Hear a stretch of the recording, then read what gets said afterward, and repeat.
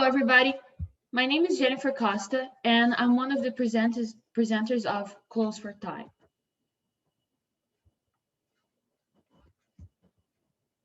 Rags to riches. How to solve that?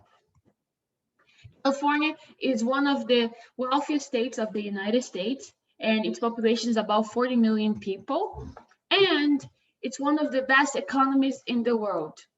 However, despite such achievements, California still has its inequality and a growing number of homeless people. Problem in numbers.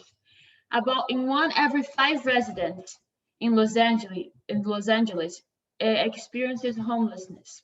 That's quite significant. In 6 out of 10 people will have found themselves living in the streets or in the car for the first time.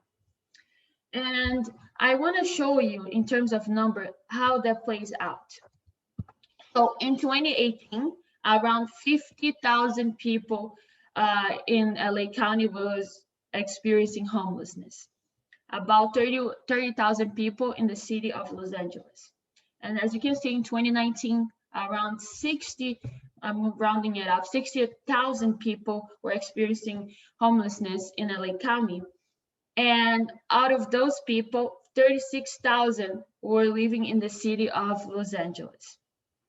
And if you see in 2020, the number of homeless people living in LA County is about 66,000. That's quite significant from 2018 to 2020.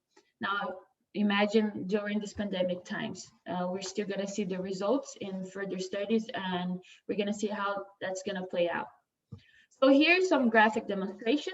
From 2011 to 2019, the number of homelessness increased from 39,000 to around 59,000.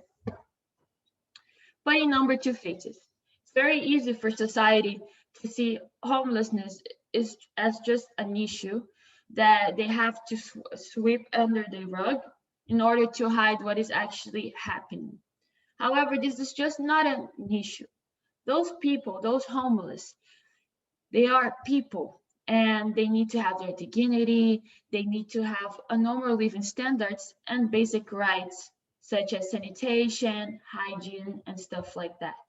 So they also have friends and families, and they just cannot be forgotten because of their social financial condition.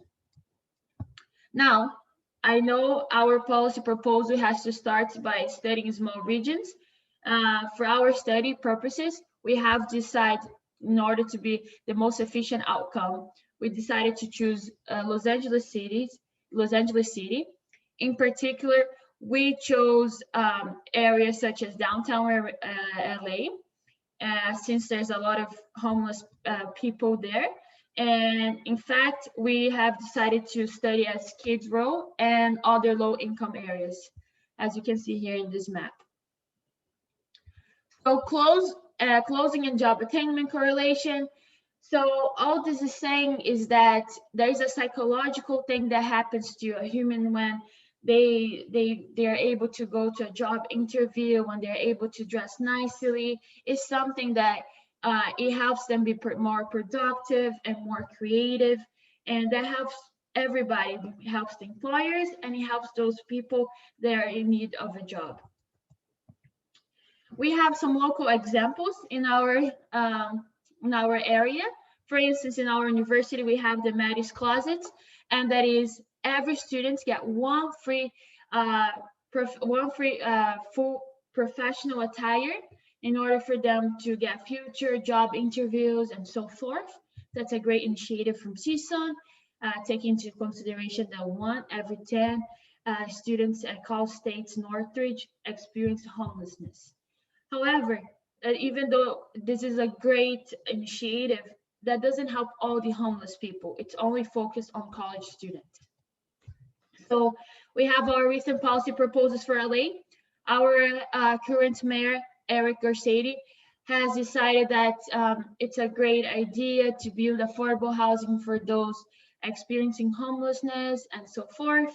However, we from past history, from past from the past, we know every time that the government decides to intervene in the market, it always tends to be in an efficient way, and it's very costly as well. So as you can see here, in order for the government to make this building, it is about $531,000. So that's very costly. Now, you might be thinking, why are we giving you this information? Is because we have a more efficient way to deal with homelessness. Clothes for thought. So instead of people throwing their clothes out, they can simply place their donations into bins, into clothing bins.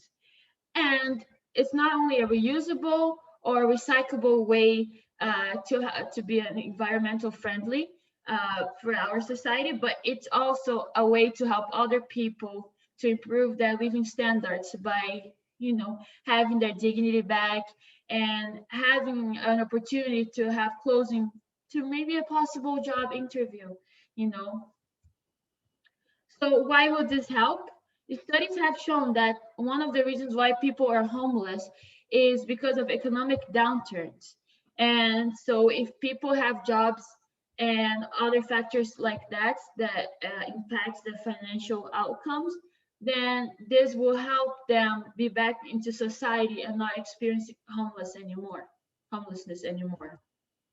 So we have here our selection criteria.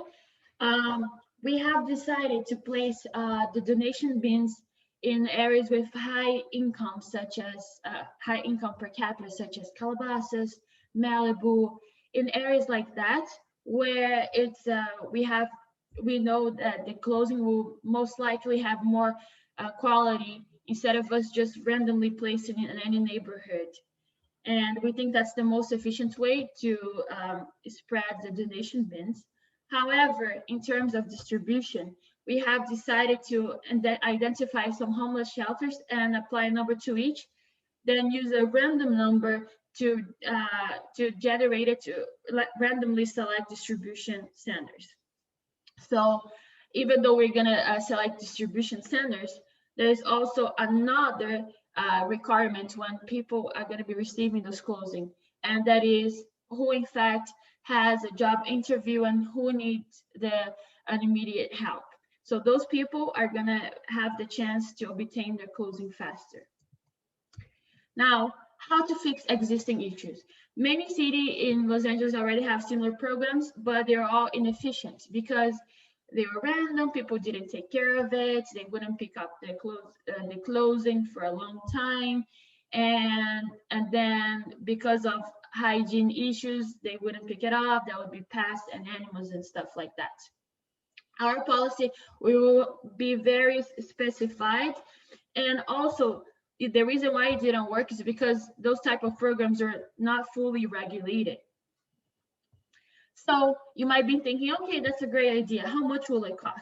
So it's around $130 to $1,200 according to the recyclingbins.com in order for us to do those donation bins. And as you can see here in this picture, we can customize just like Zara did, and we can put our goals and where our donation is going to and so forth, so people are aware of what we're actually doing. So evaluation metrics. In order to evaluate our progress of this policy, we're going to be comparing the effectiveness of those areas that were treated and that were not treated. In fact, those distribution centers, as I was explaining in the previous PowerPoint slides.